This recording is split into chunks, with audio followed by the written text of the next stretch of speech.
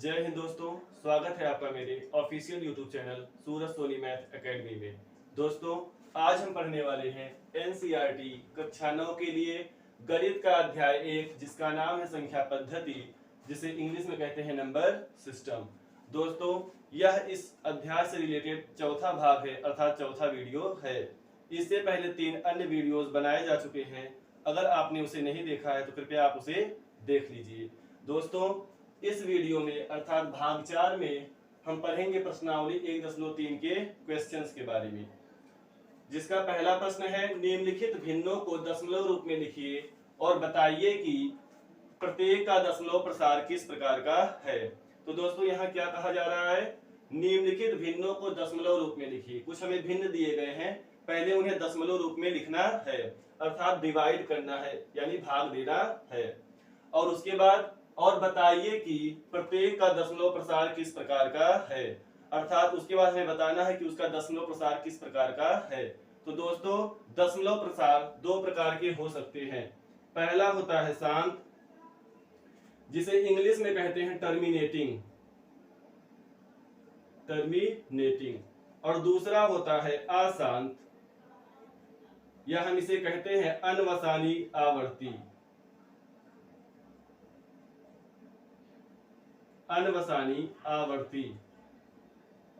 और इसे इंग्लिश में कहते हैं नॉन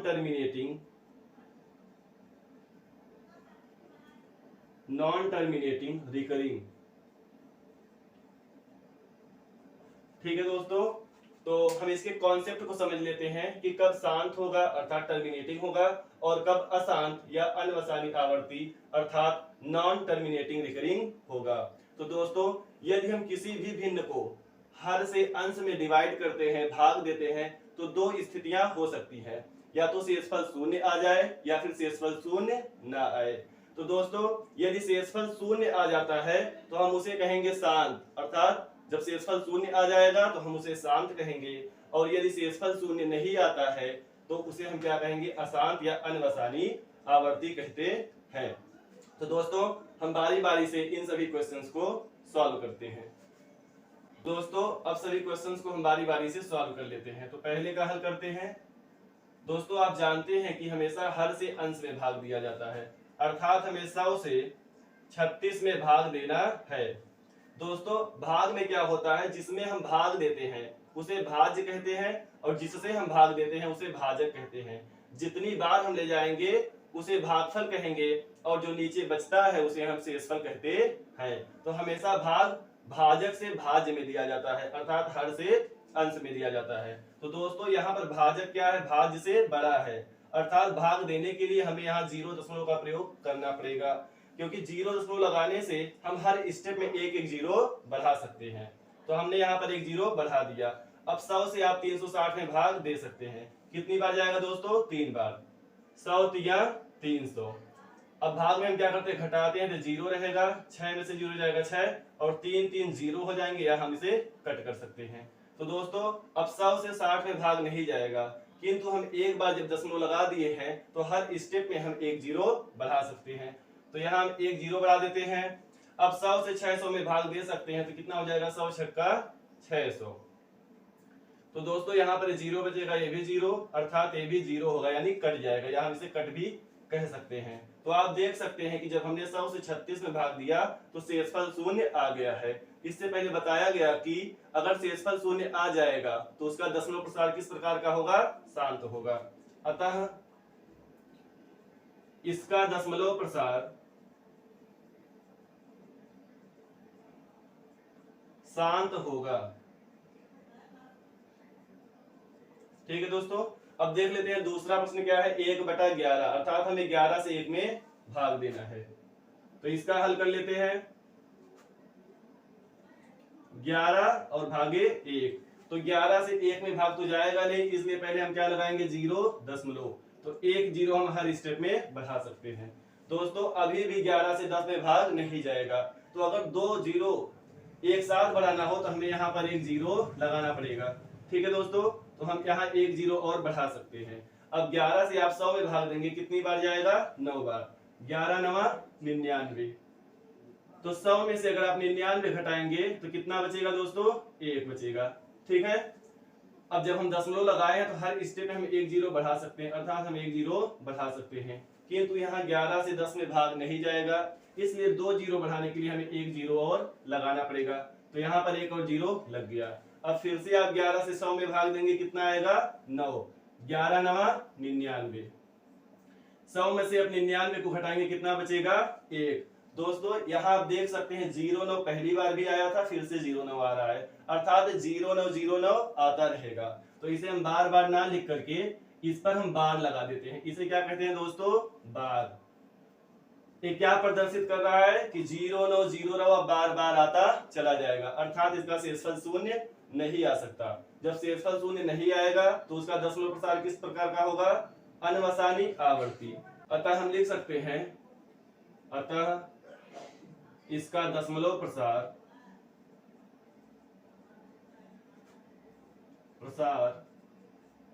अनवसानी आवर्ती, या इसी को हम क्या कहते हैं? अशांत है। ठीक है दोस्तों, आशा करते हैं आपको समझ में आया होगा।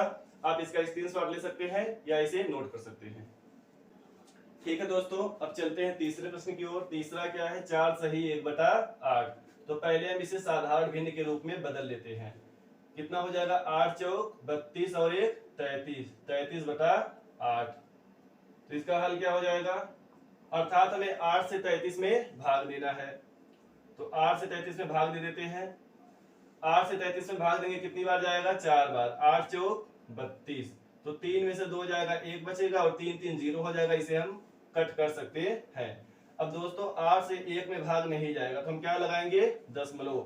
जब दशमलव लगाएंगे तो यहाँ पर एक जीरो हम बढ़ा सकते हैं। तो 8 से अगर 10 में भाग देंगे तो 8 एकम 8, घटा देंगे 10 में से 8 तो कितना बचेगा दोस्तों? 2। फिर से जब हमने एक बार दशमलव लगा दिया है तो हर स्टेप में हम एक जीरो बढ़ा सकते हैं। तो यहाँ हमने जीरो बढ़ा दिया, कितना हो गया? ये 20।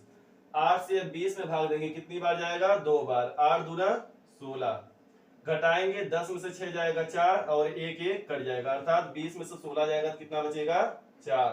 तो दशमलव लगा हुआ है तो एक जीरो हम फिर से बढ़ा सकते हैं। अब 8 का पहाड़ा अगर 5 बार पढ़ते हैं तो 40 आ जाएगा। 8 पच्चे 40, तो यह पूरा कट चुका है, अर्थात शेषफल यहाँ 0 आ गया है।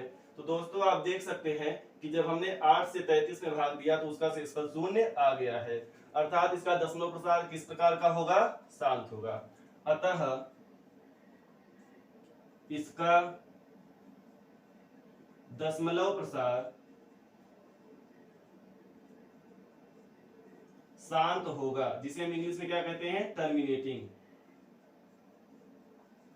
अब देख लेते हैं चौथा प्रश्न क्या है दोस्तों? 3/13, अर्थात हमें 13 से 3 में भाग देना है। तो इसे हल कर लेते हैं। 13 भागे क्या हो जाएगा दोस्तों? 3। 13 से 3 में भाग नहीं जाएगा, क्या लगाएंगे? 0 तो दोस्तों यहाँ पर क्या एक हम 0 बढ़ा सकते हैं। तो 13 का पहाड़ा ऐसा पढ़िए 30 से ज्यादा ना हो, कितनी बार जाएगा? 13 दूनी 26, घटा देते हैं 10 में से 6 जाएगा 4, यहाँ पर कितना बचेगा? 2 2 2 कट जाएगा, अर्थात 30 में से 26 जाएगा, कितना बचेगा? 4। जब हमने एक बार दशमलव लगा दिया है तो हर स्टेप में हम एक एक जीरो बढ़ा सकते हैं। तो हमने एक जीरो बढ़ा दिया, कितना हो गया? 40। 13 से 40 में भाग देना है दोस्तों, कितनी बार ले जाएंगे? 13 तिया 39, तो 40 में से 39 आप घटाएंगे, कितना बचेगा? 1। फिर से आप जीरो लगा सकते हैं। ठीक है, अब दोस्तों देखिए 13 से 10 में भाग नहीं जाएगा, अर्थात एक जीरो और हम बढ़ाएंगे तो यहाँ पर एक जीरो लगाना पड़ेगा। तो यहाँ पर एक जीरो हमने और बढ़ा दिया, ये कितना हो गया है? 100। तो 13 से 100 में भाग देंगे, कितना जाएगा? 13 सत्ते 91, घटा देंगे दोस्तों 100 में से 91 जाएगा, कितना बचेगा? 9। अब दशमलव लगा है तो एक जीरो फिर से बढ़ा सकते हैं। 13 से 90 में भाग देते हैं, कितनी बार जाएगा? 13 छक 78, 6 बार जाएगा, 78 हो जाएगा। 10 में से 8 घटाएंगे दोस्तों, कितना बचेगा? 2, और यहाँ पर कितना बचेगा? 8। 8 में से 7 जाएगा 1, 12 हो गया है। अब दशमलव लगा है तो एक जीरो फिर से हम बढ़ा सकते हैं, 120। तो 13 से 120 में भाग देंगे, कितनी बार जाएगा? 13 नामा 117, फिर से घटा देते हैं दोस्तों। 10 में से 7 जाएगा, 3 बचेगा, और यहाँ पर क्या बचा है? 11 11 11 कट जाएगा, तो दशमलव लगा है, फिर से जीरो लगा देंगे, कितना हो जाएगा, कितनी बार जाएगा दोस्तों, 2 बार, 13 दूनी 26। अब दोस्तों देखिए फिर 4 बचेगा, ठीक है, और जीरो बढ़ा सकते हैं तो फिर से क्या आएगा, 13 तिया 39। तो दोस्तों यहाँ पर आप देख सकते हैं फिर से रिपीट होने लगा है, यहाँ 30 था तो फिर यहाँ पर 40 बचा था, यहाँ देखिए दोस्तों 30 है और फिर से 40 आने लगा है, अर्थात यहाँ 2 3 0 7 6 9 आया था, इसके बाद फिर से 2 से रिवीजन होने लगा, यानी ये फिर से आने लगा, तो इसे फिर से लिखने की आवश्यकता नहीं है। यहाँ पर क्या लगा देंगे, हम बार लगा देंगे, अर्थात ये संख्याएं बार बार आती चली जाएंगी, अर्थात इनका शेषफल शून्य नहीं होगा। तो शेषफल शून्य नहीं होगा तो इनका दशमलव प्रसार किस प्रकार का होगा, अशांत, या हम कह सकते हैं अनवसानी आवर्ती। तो हम कह सकते हैं अतः इसका दशमलव प्रसार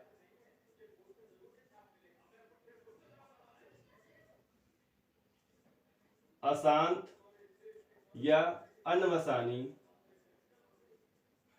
आवर्ती होगा।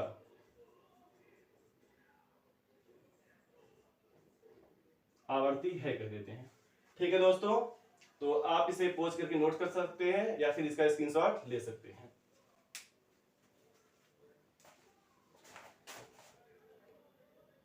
ठीक है दोस्तों, चलते हैं नेक्स्ट क्वेश्चन की तरफ। पांचवा क्या है, 2/11, अर्थात हमें 11 से 2 में भाग देना है, तो दे देते हैं 11 भागे 2।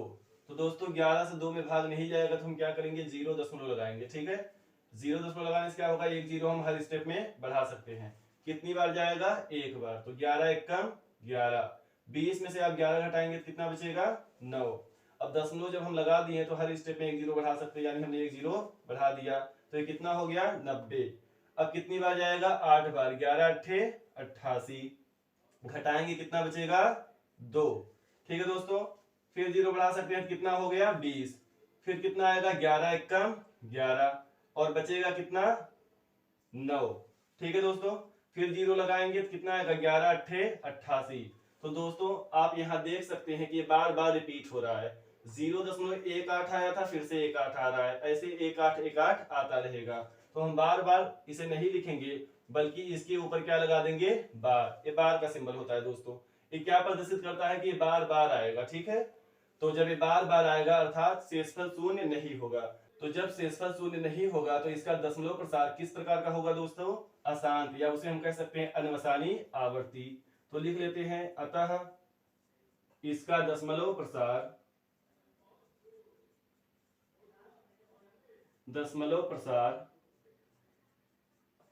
अशांत या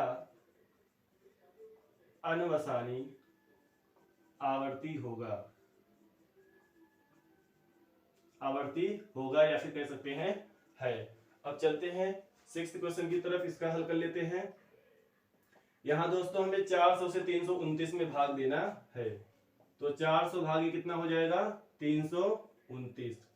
तो दोस्तों देखिए 400 अधिक है 329 से, इसलिए भाग नहीं जाएगा, तो हमें क्या लगाना पड़ेगा, 0 दशमलव और 1 0 हम बढ़ा सकते हैं।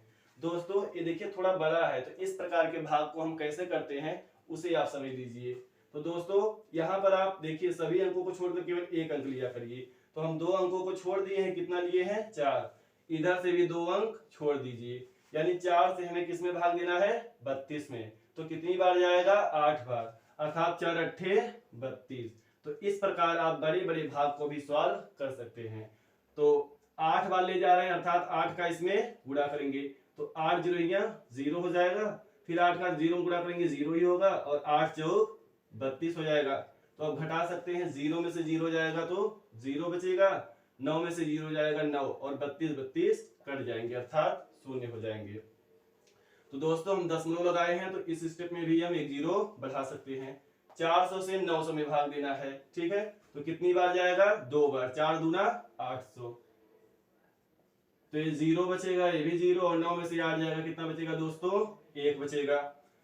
जब हम दशमलव लगा चुके हैं तो हर स्टेप में 1 0 बढ़ा सकते हैं, तो ये कितना आ गया है, 1000, और ये कितना है, 400, कितनी बार जाएगा दोस्तों, 2 बार ही जाएगा, 4 दूनी 800 हो जाएगा, 400 दूना 800, घटा देंगे 0 0, और यहाँ 10 में से 8 जाएगा, कितना बचेगा, 2। दोस्तों दशमलव लगा है तो यहाँ पर भी हम 0 बढ़ा सकते हैं। ये कितना हो चुका है 2000 और ये कितना है 400। कितनी बार जाएगा 4 पच्चे 20। 400 का अगर 5 में गुणा करेंगे कितना आ जाएगा 2000। तो यहाँ 5 लिख लेते हैं, गुणा कर देते हैं। 5 से 0 में करेंगे 0, 5 से 0 में करेंगे 0 और 5 चौक 20। तो दोस्तों देखिए ये भी 2000 आ गया है। तो अगर आप 2000 में से 2000 को घटाएंगे तो शेष कितना आएगा 0, अर्थात कुछ नहीं बचेगा। ठीक है दोस्तों, तो आप देख सकते हैं इसका शेषफल 0 आ गया है। यदि शेषफल 0 आ जाता है तो उसका दशमलव प्रसार किस प्रकार का होता है दोस्तों, शांत होता है। अतः इसका दशमलव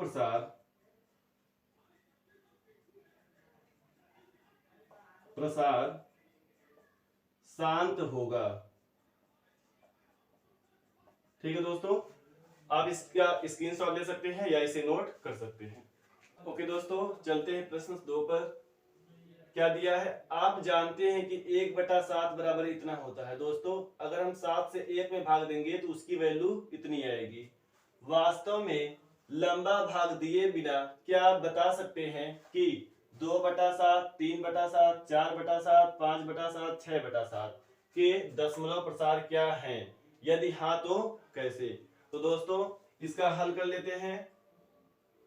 पहले में क्या दिया है दोस्तों, आप जानते हैं कि 1/7 अर्थात 1/7 की वैल्यू इतनी होती है, अर्थात 7 से 1 में भाग देंगे तो इतना आएगा। तो इसे लिख देते हैं चूंकि। देखिए दोस्तों अगर ऊपर 2 बिंदु रहेगा, एक नीचे बिंदु रहेगा तो इसे चूंकि कहते हैं। जबकि यदि ऊपर 1 बिंदु नीचे 2 बिंदु रहता है तो इसे हम इसलिए कहते हैं। तो जब हमें दिया गया होता है तो हम चूंकि लिखते हैं। तो चूंकि 1/7 का मान हमें कितना दिया गया है दोस्तों। और देखिएगा दोस्तों दशमलव के बाद सदैव एक एक अंक पढ़ते हैं। ठीक है, अर्थात इसे किस प्रकार पढ़ेंगे, 0.1428557। तो लिख लेते हैं 1/7 की वैल्यू दिया गया है 0.1428557 और इसका क्या लगा हुआ है दोस्तों, बार, अर्थात ये संख्याएं बार बार आती रहेंगी। इसके आगे क्या कहा है, वास्तव में लंबा भाग दिए बिना क्या आप बता सकते हैं कि इन सब की वैल्यू क्या होगी। तो दोस्तों हम बिना भाग दिए भी इन सब की वैल्यू बता सकते हैं। कैसे बता सकते हैं दोस्तों, इसलिए हमें क्या क्या चाहिए, 2/7 चाहिए। तो 2/7 को दोस्तों हम इस प्रकार लिख सकते हैं, 2 गुणे 1/7 इस प्रकार लिख सकते हैं ना दोस्तों। 2 एकम 2, 2/7 तो गुणा करने पर वही आएगा। बराबर क्या हो जाएगा दोस्तों, 2 गुणे 1/7 की वैल्यू हमें पता है, लिख लेते हैं 0.1428557 और इसका क्या लगा हुआ है दोस्तों, बार। गुणा कर देंगे कितना होगा, 2 सत्ते 14 का 4 हासिल 1, 2 पच्चे 10 11 हासिल 1, 2 अट्ठे 16 1 17 हासिल 1, 2 दूना 4 1 5 और क्या दोस्तों 2 चौक 8 और 2 एकम 2 और 0 गुणा करेंगे तो कितना आएगा दोस्तों 0, अर्थात इतना बार हो जाएगा। तो हम बिना भाग दिए भी 2/7 की वैल्यू बता सकते हैं क्योंकि हमें 1/7 की वैल्यू दी गई है। इसी प्रकार हम 3/7, 4/7, 5/7 और 6/7 का मान ज्ञात कर लेते हैं तथा 3/7 को क्या लिख सकते हैं दोस्तों, 3 गुणे 1/7 अर्थात 3 गुणे 1/7 का मान रख देते हैं 0.1428557 और इस पर क्या लगा हुआ है, बार, अर्थात हम इसमें 3 से गुणा कर देते हैं। तो 3 सत्ते 21 का 1 हासिल 2, 3 पच्चे 15 और 2 17 का 7 हासिल 1, 3 अट्ठे 24 1 हासिल 25। अब हासिल है 2, 3 दूना 6 2 8, 3 चौको 12 का 2 हासिल 1, 3 एकम 3 1 4 और 0 में गुणा करेंगे तो 0 दशमलव लग जाएगा और यहाँ पर बार है तो बार भी लगा देंगे। अब 4/7 निकालना है तथा 4/7 इसे क्या लिखेंगे, 4 गुणे 1/7 अर्थात 4 गुणे 1/7 का मान हमें दिया गया है 0.1428557 और इसका क्या लगा हुआ है, बार। गुणा कर देंगे यहाँ 4 से 4 सत्ते 28 का 8 हासिल 2, 4 पच्चे 20 2 22 का 2 हासिल यहाँ पर भी 2 है, 4 अट्ठे 32 और 2 34 का 4 हासिल 3, 4 दूनी 8 3 11 का 1 हासिल 1, 4 चौको 16 1 17 का 7 हासिल 1, 4 एकम 4 1 5 और जीरो में गुणा करेंगे तो जीरो रहेगा और यहाँ पर दशमलव लगा देंगे। इस पर भी क्या होगा दोस्तों, बार लगा देंगे। और क्या चाहिए हमें, अभी 5/7 चाहिए और 6/7। तो 5/7 निकाल लेते हैं। ये हो जाएगा 5 गुणे 1/7, अर्थात 5 गुणे 1/7 का मान रख देते हैं 0.142857, इसका बार लगा दिया। अब दोस्तों 5 से गुणा कर देंगे, 5 सत्ते 35 का 5 हासिल 3, 5 25 और 3 28 का 8 हासिल 2, 5 अट्ठे 40, 2 42 का 2 हासिल 4, 5 दूना 10, 4 14 का 4 हासिल 1, 5 चौको 20, 1 21 का 1 हासिल 2, 5 एकम 5 2 7 और 0 है 0 नोट कर लेते हैं और यहाँ पर भी बार लगा देंगे। अब लास्ट वाला हमें ज्ञात करना है 6/7। तो 6/7 ज्ञात कर लेंगे, 6 गुणे 1/7 अर्थात 6 गुणे 1/7 का मान रख देंगे 0.1428557 और इस पर बार लगा देंगे। अब दोस्तों 6 से गुणा कर लेते हैं, कितना होगा, 6 सत्ते 42 का 2 हासिल 4, 6 25 30, 4 34 का 4 हासिल 3, 6 अट्ठे 48, 3 51 का 1 हासिल 5, 6 दूनी 12, 12 5 17 का 7 हासिल 1, 6 चौको 24, 1 25 का 5 हासिल 2, 6 एकम 6 2 8 और 0 गुणा करेंगे जीरो ही होगा, अर्थात 0 यहाँ लगा देंगे और इसका बार है जिसका बार भी लगा देंगे। तो दोस्तों आशा करते हैं प्रश्न आपको समझ में आया होगा। आप इसे पोज करके इसका स्क्रीनशॉट ले सकते हैं या इसे नोट कर सकते हैं। दोस्तों अब चलते हैं नेक्स्ट प्रश्न की ओर। प्रश्न संख्या 3 क्या है, निम्नलिखित को P/Q के रूप में व्यक्त कीजिए जहां P और Q पूर्णांक है तथा Q does not equal to 0 है। दोस्तों हमें दशमलव में कुछ संख्याएं दी गई हैं और उसे कहा है P/Q के रूप में बदलने के लिए। तो हम बारी बारी से इन्हें हल कर लेते हैं। तो पहले हम पहले का हल कर लेते हैं। यहाँ पर क्या दिया है दोस्तों, 0.6 बार। तो पहले हम इसे मान लेंगे, माना यह संख्या x के बराबर है।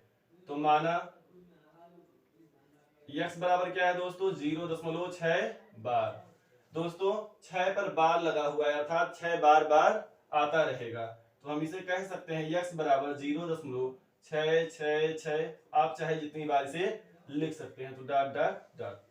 अब दोस्तों यहाँ हम देखिए दोनों पक्षों में 10 से गुणा कर देते हैं। तो 10 से गुणा करेंगे क्या हो जाएगा, ये 10x और 10 से इसमें गुणा करेंगे दोस्तों तो गुणा करने पर दशमलव राइट साइड चला जाता है अर्थात दाहिने तरफ चला जाता है। तो 10 से गुणा कर रहे हैं तो एक अंक या इधर चला आएगा, तो दशमलव यहाँ से यहाँ चला आएगा। तो क्या हो जाएगा 6.666, ये इस प्रकार आता रहेगा। या हम कह सकते हैं 10x बराबर, इसे हम किस प्रकार लिख सकते हैं दोस्तों, 6 प्लस 6 को हमने यहाँ लिख लिया तो प्लस क्या यहाँ बचेगा 0 अर्थात 0.666 डॉट डॉट डॉट इस प्रकार लिख सकते हैं। दोस्तों अगर 6 को आप 0 में जोड़ेंगे तो 6 और 0 6 होगा और दशमलव 666 अर्थात वही हमें पुनः प्राप्त हो जाएगा। या 10x बराबर हो जाएगा 6 प्लस, दोस्तों यहाँ 0.666 है और 0.666 ही किसके बराबर है, x के। तो इसके स्थान पे हम क्या रख सकते हैं, x रख सकते हैं। अब x क्या है, चर पद हो गया और ये भी क्या है, चर पद। इनको एक तरफ कर लेते हैं तो ये 10x है और दोस्तों जब x को हम इधर ले आएंगे तो इसका चिन्ह बदल जाएगा। यहाँ पर क्या है प्लस, इधर ले आएंगे तो हो जाएगा माइनस। ठीक है दोस्तों, तो x इधर था प्लस और इधर ले आएंगे तो क्या हो जाएगा माइनस और बराबर यहाँ कितना बचा है दोस्तों 6। 10x में से दोस्तों 1x, यहाँ पर कुछ नहीं लिखा है ना अर्थात 1 है। x कितना है यहाँ 1x है। 10x में से 1x आप निकालेंगे दोस्तों कितना बचेगा 9x। 9x बराबर 6 या x बराबर हो जाएगा 6/9। दोस्तों यहाँ पर जो गुणा में रहता है वो इधर हर में चला आता है अर्थात भाग के रूप में हो जाता है। तो 6/9, 3 से दोनों कटेंगे, 3 दूनी 6, 3 त्रिका 9। तो x बराबर कितना आ गया है दोस्तों 2/3।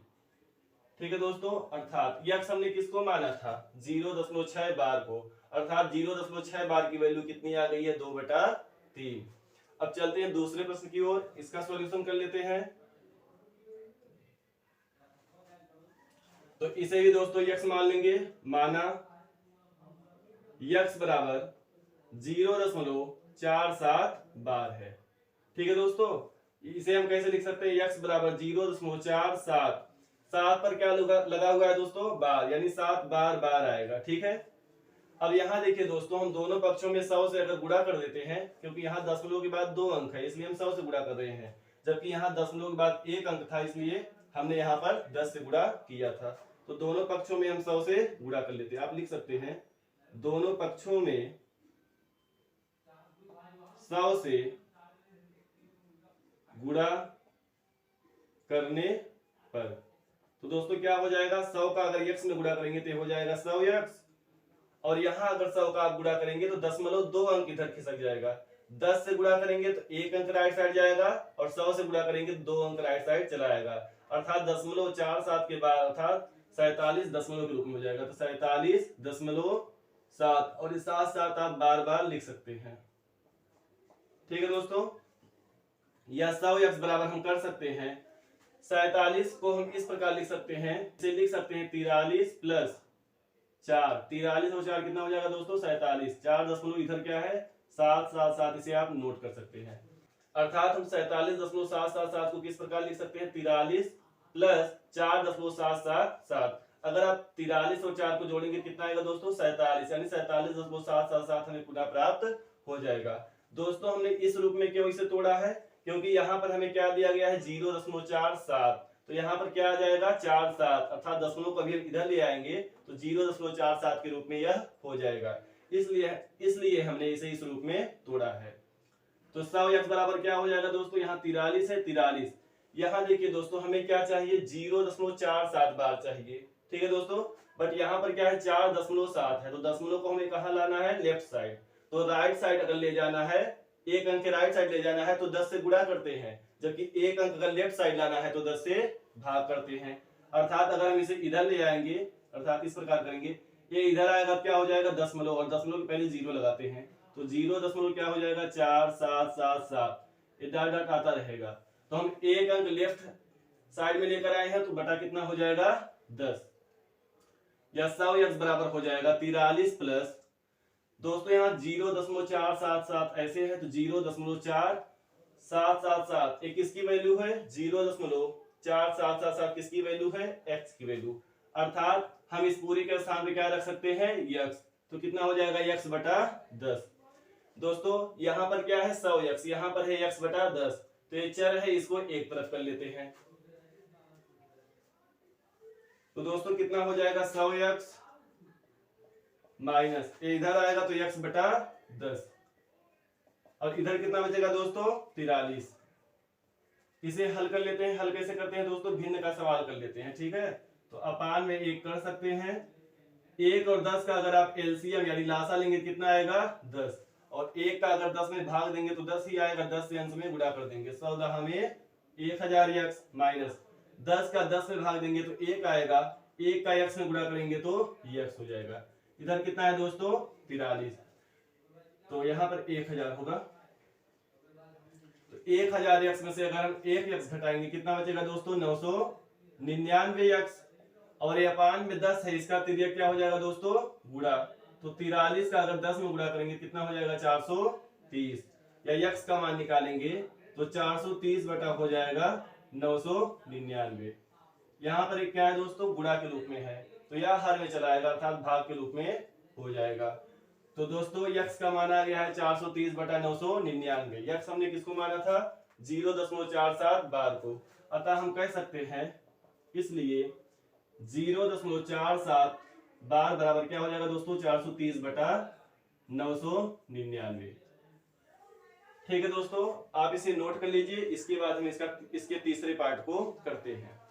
ठीक है दोस्तों, आते हैं इसके तीसरे पार्ट पर, क्या दिया है 0.001 बार, तो इसे भी हम मान लेंगे x, तो इसका हल कर लेते हैं। माना x बराबर 0.001 बार, दोस्तों यहाँ पर दशमलव के बाद कितना अंक है 3 अंक, पहले तो हम इसे इस प्रकार लिख सकते हैं 0.001, दोस्तों 001 पर पूरा का बार लगा हुआ है, अर्थात 001 001 इस प्रकार आता रहेगा, तो इसे लिख लेते हैं 001 फिर 001 यानी डॉट डॉट कर सकते हैं, इस प्रकार आता रहेगा। तो यहाँ पर क्या करेंगे दोस्तों 3 अंक पे दशमलव है तो 1000 से गुणा करेंगे, 1 अंक पे दशमलव रहेगा तो 10 से गुणा करेंगे, 2 अंक पे दशमलव रहेगा तो 100 से गुणा करेंगे, और 3 अंक पे दशमलव रहेगा तो 1000 से गुणा करेंगे। तो इधर से हम काउंट कर सकते हैं 1 2 3, 3 अंक पे दशमलव है, तो दोनों पक्षों में 1000 से गुणा करेंगे। 1000 से गुणा करने पर, ठीक है दोस्तों, 1000 का अगर हम इधर करेंगे यक्स में कितना हो जाएगा 1000 यक्स, और 1000 से अगर यहां करेंगे दशमलव क्या होगा 3 अंक के उधर चला जाएगा, अर्थात 1 2 3। अब ये दशमलव 1 के बाद चला आएगा तो हो जाएगा यहाँ 1.001 001। आप चाहे जितनी बार लिख सकते हैं, ठीक है दोस्तों। यह हो जाएगा 1000 यक्स बराबर 1.001 है। इसे हम किस रूप में लिख सकते हैं दोस्तों, 1 प्लस 1 हमने यहां पर लिख लिया, यहाँ क्या बचेगा 0, यानी 1 प्लस 0 दशमलव, यहाँ पर 0 बच जाएगा ना दोस्तों, ये क्या है 001 001, और इस प्रकार आता चला जाएगा। या 1000 यक्स बराबर हो जाएगा 1 प्लस दोस्तों 0.001 001, इसकी वैल्यू क्या है दोस्तों यक्स। देखिए 0.001 001, तो इसके स्थान पे हम क्या रख सकते हैं यक्स, अर्थात इस पूरे के स्थान पे हम रख सकते हैं यक्स। अब यक्स को यक्स की तरफ लेते आते हैं, तो 1000 यक्स इधर आएगा माइनस एक्स बराबर कितना बचेगा दोस्तों 1।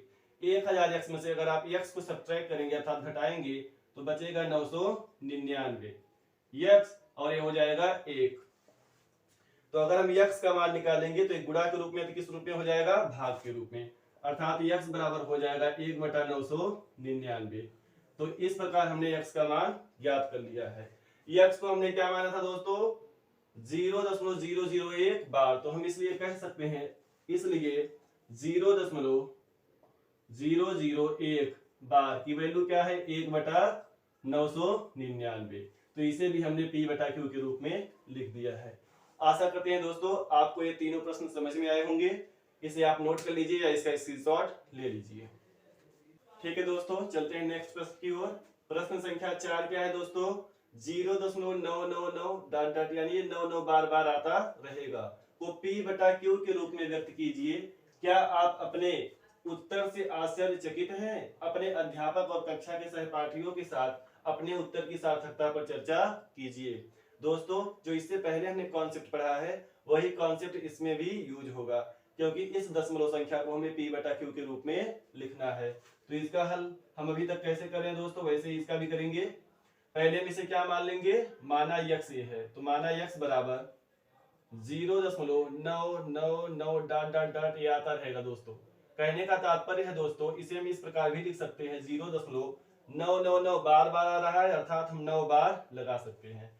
इससे पहले के प्रश्न में वो 9 बार यानी बार ऑलरेडी लगा दिया था, बट इसमें इसने बार नहीं लगाया है, तो कोई बात नहीं, सेम वैसे ही सॉल्व होगा।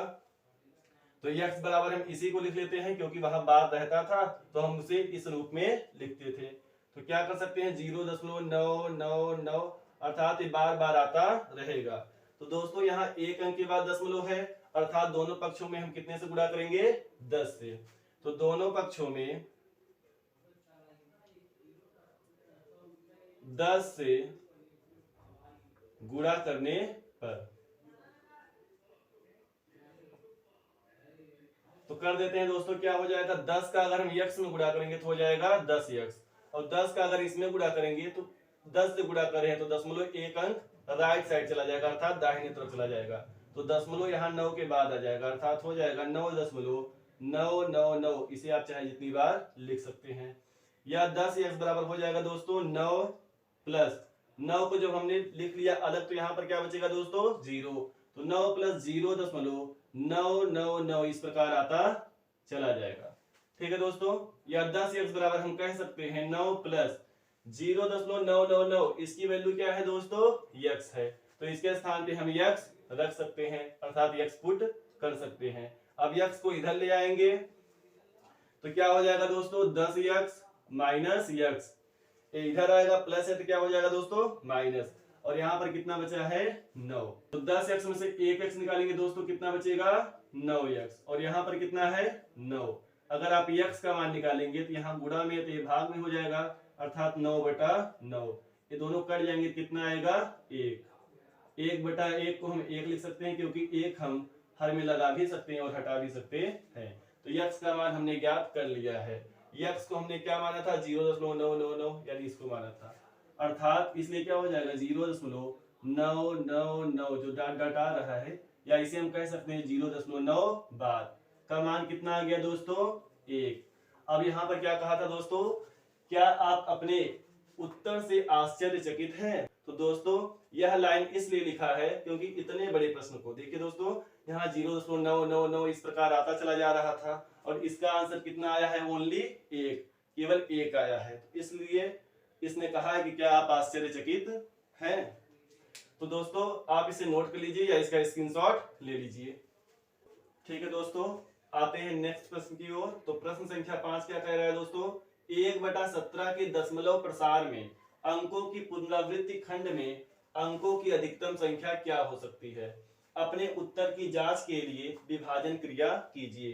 तो दोस्तों हमें यहाँ कहा है विभाजन क्रिया करने के लिए, अर्थात भाग देने के लिए, और इसके साथ ही क्या कहा है 1/17 के दशमलव प्रसार में, पहले इसका क्या करना है दशमलव प्रसार अर्थात दशमलव के रूप में बदलना है, अर्थात भाग देना है। अंकों की पुनरावृत्ति खंड में अंकों की अधिकतम संख्या क्या हो सकती है, अर्थात कितने अंक के बाद वह अंक फिर से रिपीट होगा, अर्थात उसकी पुनरावृत्ति होगी। तो दोस्तों इसका हम हल कर लेते हैं। तो 1/17 का मतलब क्या है, 17 से हमें 1 में भाग देना है। ठीक है दोस्तों, तो 17 से 1 में भाग नहीं जाएगा, हम क्या लगाएंगे पहले 0 तो 1 0 हम बढ़ा सकते हैं। अब दोस्तों 17 से 10 में भी भाग नहीं जाएगा तो हम 1 0 लगाएंगे, तब जाकर हम 1 0 और बढ़ा सकते हैं, क्योंकि दशमलव से हम एक स्टेप में केवल 1 ही 0 बढ़ा सकते हैं। तो 17 से हम 100 में भाग देंगे तो कितना होगा दोस्तों, 17 पचे 85, तो 10 में से 5 जाएगा 5 बचेगा और यहाँ 9 बचेगा, 9 में से 8 जाएगा 1, या आप कह सकते हैं 100 में से 85 घटाएंगे कितना बचेगा दोस्तों 15।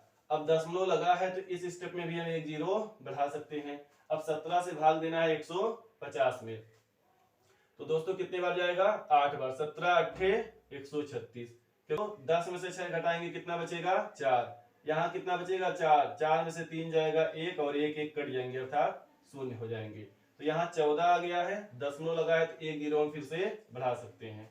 अब 17 से हमें भाग देना है 140 में, तो कितनी बार ले जाएंगे 8 बार ही, 17 8 136, तो कितना आएगा दोस्तों घटा देते हैं, 10 में से 6 जाएगा 4 और यहाँ बचेगा 3, 3 3 कट जाएगा और 1 1 कट जाएगा। ठीक है दोस्तों, दशमलव लगा है फिर से 1 0 बढ़ाएंगे कितना हो जाएगा 40, तो 17 से हम 40 में भाग देंगे, कितनी बार जाएगा, तो 17 दूनी 34, तो 2 बार जाएगा दोस्तों।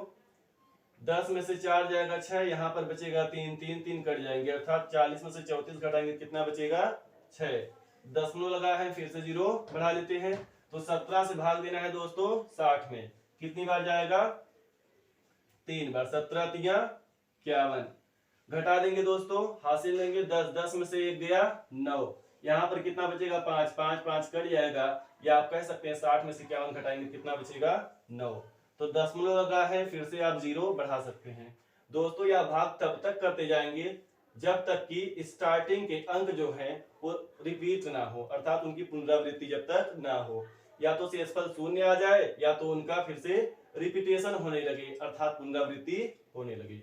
तो यहाँ पर आ गया है दोस्तों 90, तो 17 से हम भाग देंगे 90 में, कितनी बार ले जाएंगे 17 पचे 85, 5 बार ले जाएंगे, तो कितना बचेगा दोस्तों 10 में से 5 जाएगा 5 और यहाँ पर बचेगा 8 8 कट जाएगा, या आप कह सकते हैं 90 में से 85 घटाएंगे तो 5 बचेगा। तो दोस्तों यहाँ पर कितना आ गया है 5, 5 में हमें किससे भाग देना है 17 से, तो जगह नहीं है दोस्तों इसलिए हम ऐसा कर रहे हैं। दशमलव लगा हुआ है तो 1 0 हम बढ़ा सकते हैं। अब 17 से कितने में भाग देंगे 50 में, तो कितना हो जाएगा दोस्तों 2 बार ले जाएंगे, 17 दूनी 34, क्योंकि अगर 3 बार ले जाएंगे 17 3 51 तो ज्यादा हो जाएगा, तो 2 बार ले गए 17 दूनी 34, तो 2 को हम यहाँ पर ही लिख देते हैं क्योंकि पूरा भाग हमने जो पूरा भागफल लिखा है हमने यहीं पर लिखा है।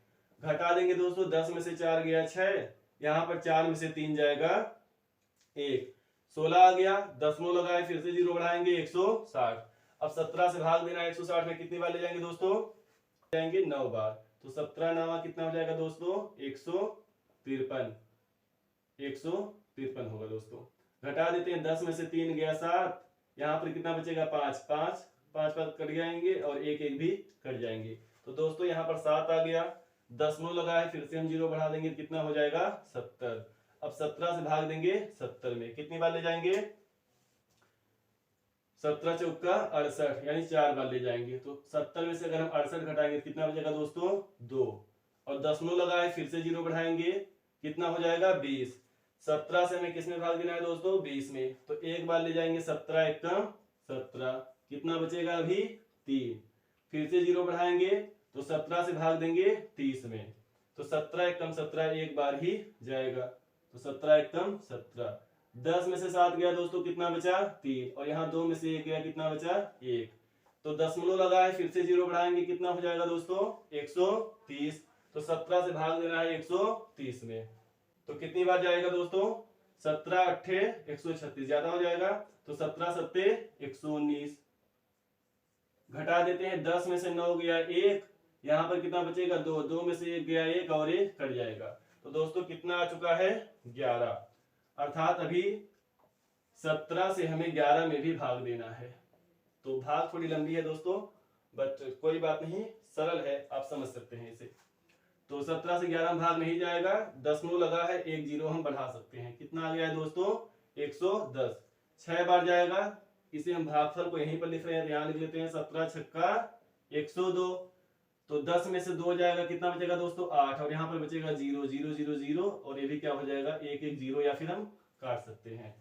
तो दशमलव लगा है, फिर से आप 0 बढ़ा सकते हैं, कितना हो जाएगा 80, कितनी बार जाएगा 4 बार, तो 17 चौको 68, घटा देंगे, 10 में से 8 गया 2, और यहाँ पर कितना बचा है दोस्तों 7, 7 में से 6 गया 1, तो आ गया है 12, फिर से एक 0 बढ़ा सकते हैं, तो हो जाएगा 120। अब कितना होगा दोस्तों 17 सत्ते 119, यानी 7 बार लेकर जा सकते हैं, तो 119 आ गया, कितना बचेगा दोस्तों 1 बचेगा, और ये कट जाएगा, तो दशमलव लगा है, फिर से 0 बढ़ा सकते हैं, ठीक है दोस्तों। तो 17 से 10 में भाग नहीं जाएगा, तो एक और 0 बढ़ाने के लिए हमें यहाँ पर 0 बढ़ाना पड़ेगा, तो यहाँ पर अब 0 लगाएंगे तो कितनी बार जाएगा 17 पचे 85। तो दोस्तों आप देख सकते हैं यहाँ 0 5 था, फिर से 0 5 आ रहा है, 17 पचे 85, यानी फिर से 5 आ रहा है, तो यहाँ से रिपीटेशन इसका शुरू हो गया है, तो इसके आगे हमें जाने की आवश्यकता नहीं है। अब इसके ऊपर हम क्या लगा देंगे बार, अर्थात ये जो संख्याएं हैं अब ये बार बार इनका रिपीटेशन होता रहेगा, ये बार बार आती रहेंगी। तो यहाँ पर क्या पूछा था दोस्तों 1/17 के दशमलव प्रसार में अंकों की पुनरावृत्ति खंड में अंकों की अधिकतम संख्या क्या हो सकती है। तो कितने अंक के बाद इसकी पुनरावृत्ति हो रही है इसे काउंट कर लेते हैं, 1 2 3 4 5 6 7 8 9 10 11 12 13 14 15 16, तो 16 अंकों के बाद इसकी फिर से पुनरावृत्ति हो रही है। तो हम कह सकते हैं अतः क्या पूछा था, अंकों की पुनरावृत्ति खंड में अंकों की अधिकतम संख्या क्या हो सकती है। तो अंकों की पुनरावृत्ति में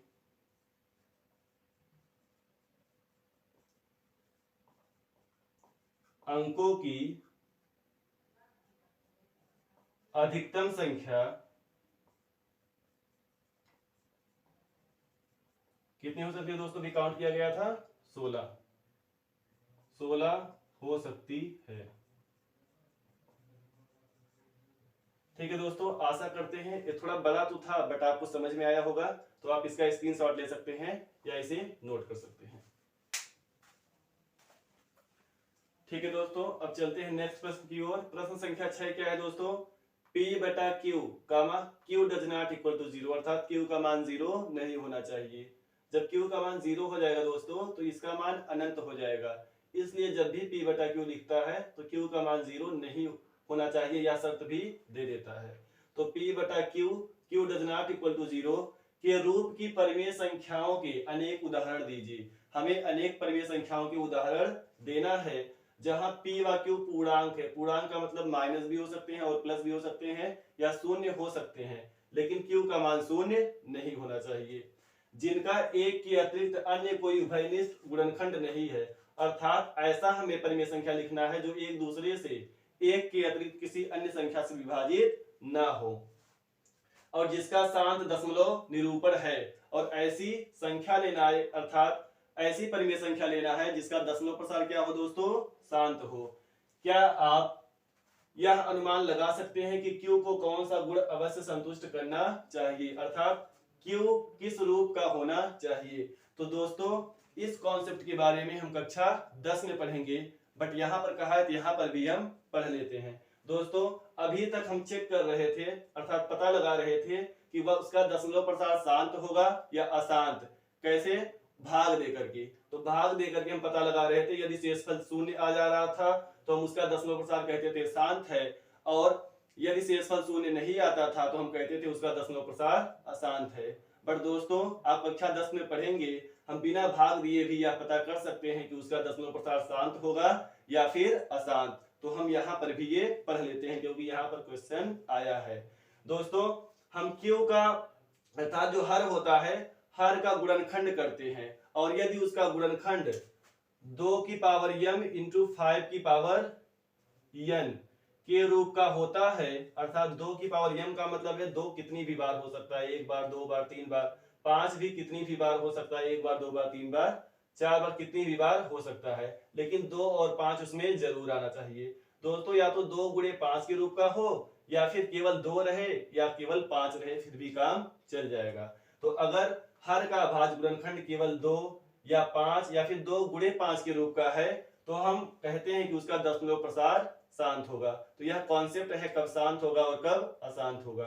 तो यदि हर का भाज्य गुणनखंड 2 के रूप का हो या फिर 5 के रूप का हो या 2 गुणे 5 के रूप का हो तो उसका दशमलव प्रसार शांत होगा, और यदि 2 गुणे 5 या 2 या फिर या 5 के रूप का ना हो, इसके अतिरिक्त किसी अन्य रूप का हो तो उसका दशमलव प्रसार अशांत होता है।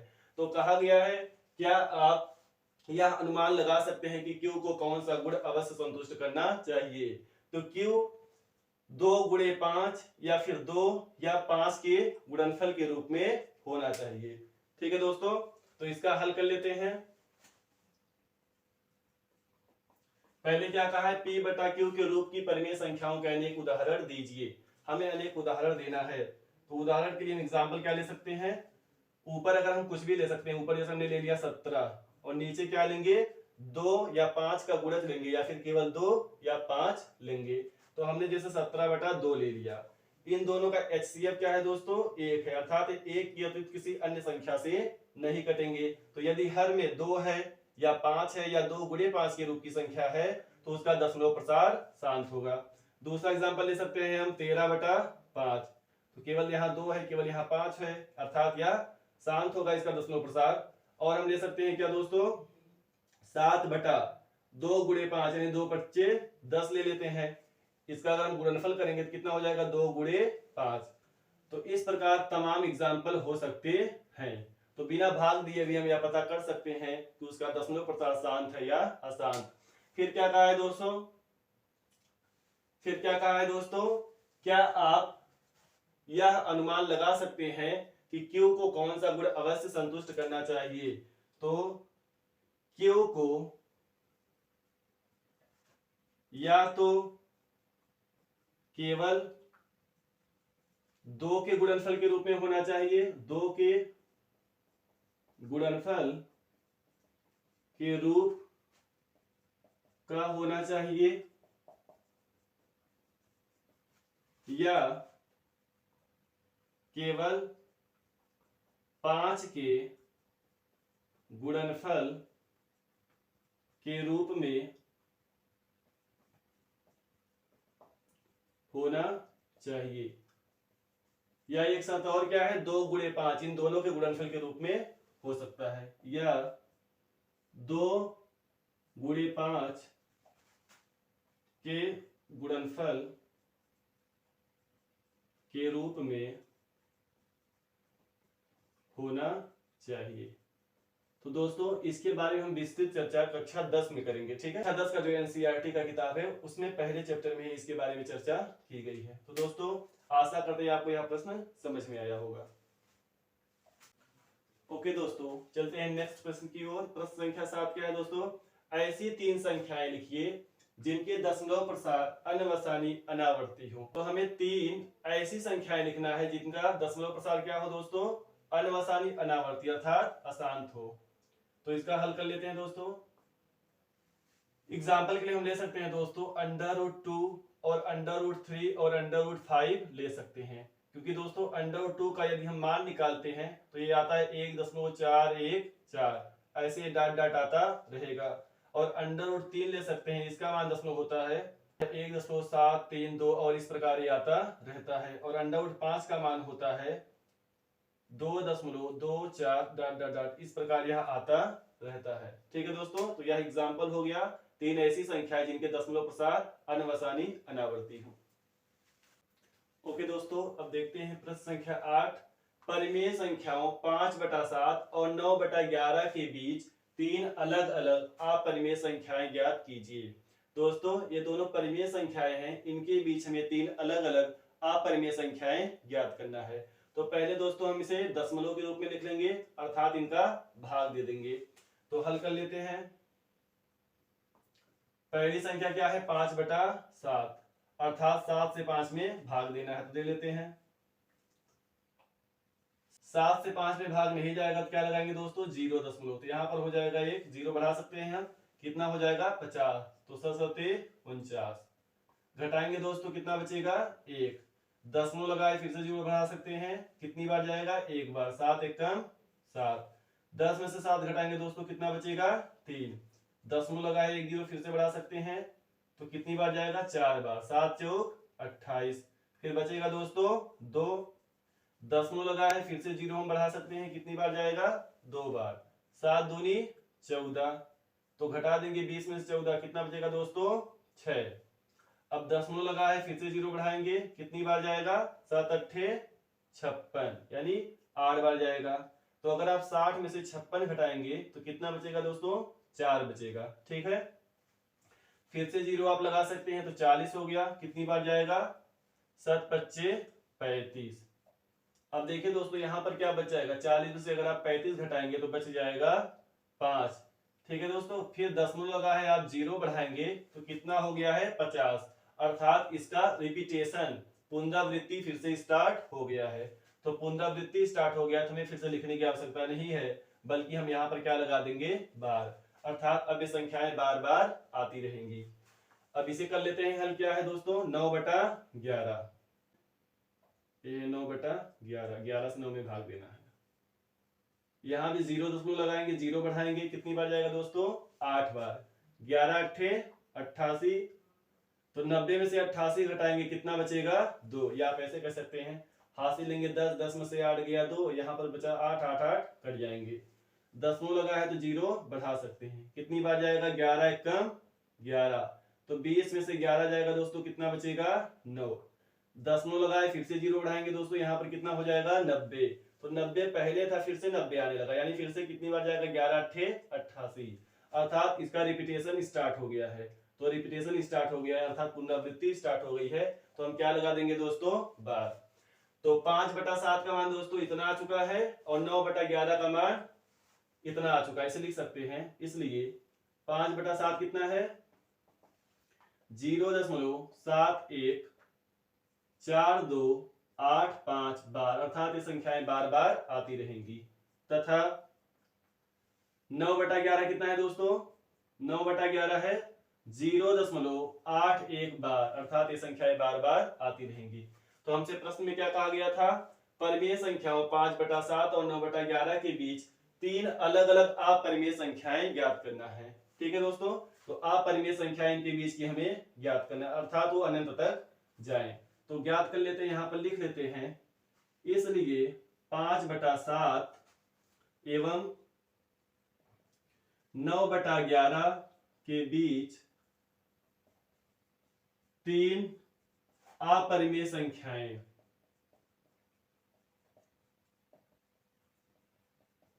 क्या हो जाएंगे दोस्तों, पहला हम लिख लेते हैं इनके बीच का कह रहा है। ठीक है, अर्थात इनसे बड़ा हो और इनसे छोटा हो। तो यहाँ पर क्या है 0.71 और यहाँ है 0.81।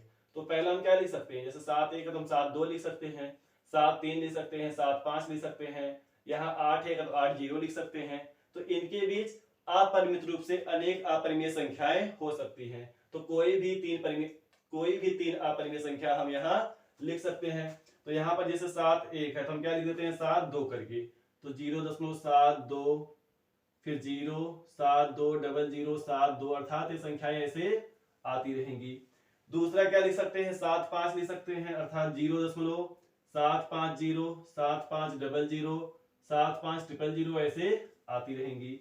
और तीसरा हम लिख सकते हैं 0.80। देखिए दोस्तों यहाँ पर 8 1 है, तो इससे छोटा क्या होगा 8 0, तो 0.80 8 00 8 000। इस प्रकार आप कोई भी 3 अपरिमेय संख्या इनके बीच की आप लिख सकते हैं। ठीक है दोस्तों, तो आशा करते हैं समझ में आया होगा। आप इसका स्क्रीनशॉट ले सकते हैं या इसे नोट कर सकते हैं।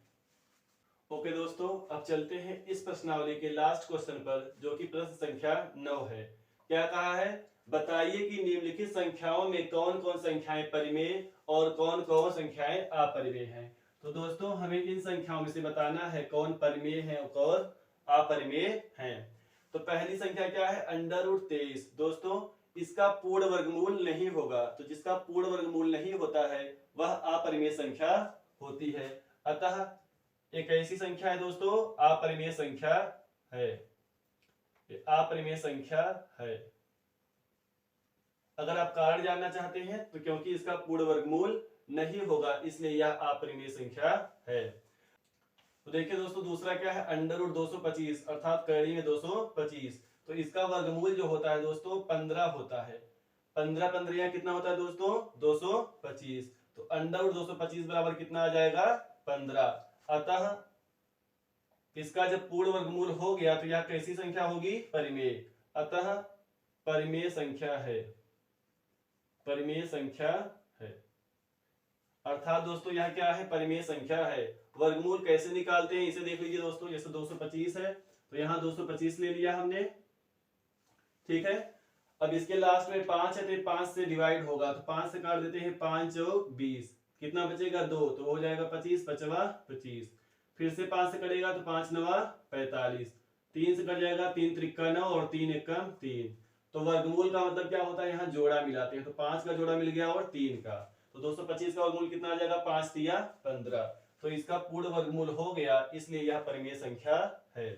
दोस्तों यहाँ देखिए 0.3796 है, इसे आप क्या लिख सकते हैं 1 2 3 4, 4 अंक पर क्या है दोस्तों दशमलव। अर्थात अगर इस दशमलव को खत्म करना है, इधर लाना है, तो हम क्या करेंगे 1 लिखकर 4 शून्य, अर्थात 10,000 से गुणा करेंगे और 10,000 से भाग करेंगे। तो 10,000 से अगर हम गुणा करेंगे दशमलव क्या होगा इधर चला आएगा, यानी हो जाएगा 3796 और बटा 10,000 जो भाग कर रहे हैं वह नीचे वैसे ही रहेगा। तो इसे हमने किस रूप में लिख दिया, P बटा Q के रूप में। तो ये भी क्या है, एक परिमेय संख्या है, या आप वैसे ही कह सकते हैं यह एक परिमेय संख्या है, क्योंकि इसके अपान में हम क्या कर सकते हैं, एक लिख सकते हैं। तो अतः परिमेय संख्या है, तो ये भी क्या है, परिमेय संख्या है। अब इस पे आते हैं, देखिए दोस्तों यह देखने से ही स्पष्ट होता है कि अनंत तक गया है, अर्थात डाटे कहां तक गया है, अनंत तक। तो ये क्या हो जाएगा, अपरिमेय, अपरिमेय संख्या है। और इसी प्रकार दोस्तों इसे भी आप देख सकते हैं, ये भी अनंत तक जा रहा है, तो ये भी क्या होगा, अपरिमेय संख्या होगा। तो अपरिमेय संख्या है। तो दोस्तों आप इसका स्क्रीनशॉट ले सकते हैं। तो दोस्तों आशा करते हैं आपको यह प्रश्नावली अच्छे से समझ में आ गया होगा। तो वीडियो देखने के लिए धन्यवाद। मिलते हैं नेक्स्ट वीडियो में, तब तक के लिए जय हिंद, जय भारत, वंदे मातरम।